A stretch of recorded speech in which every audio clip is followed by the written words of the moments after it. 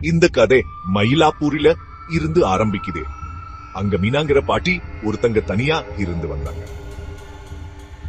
தினமும் ராத்திரி அவங்க கணவர் போட்டோவுக்கு விளக்கு ஏற்றிட்டு ஜன்னல ஓரமா உட்கார்ந்து இருப்பாங்க. ஒரு புயல் ராத்திரியில பக்கத்து வீட்டுக்காரங்க நைட்டு 12 மணிக்கு அவங்க கத்துற சத்தத்தை கேட்டுக்காங்க.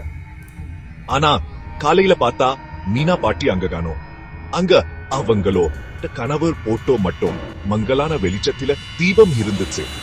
நள்ளிரவுல அந்த தெரு வழியா போனா ஜன்ன ஓரமா நிக்க மீனா பாட்டியோ நிழலை பார்க்கலாமா. அதை பார்த்தவங்க சொல்றாங்க, யாரோ தோல்ல ஐஸ் கட்டி வெச்ச மாதிரி இருந்துச்சா. அப்புறம் ரொம்ப கொடூரமான சத்தத்துல என்னைய தேடி வாங்க ஒரு குரல் கேட்டதா. அதனா நீங்க அடுத்த தடவை சென்னைக்கு போகும்போது மணி 12 அடிச்சா பிரேக் டைம் பாயிண்ட் போங்க. மயிலாப்பூர் பேய்கிட்ட ஜாக்கிரதையா இருங்க. அவங்க உங்களையே பார்த்துட்டு இருக்கலாம். நல்லா தூங்குங்க.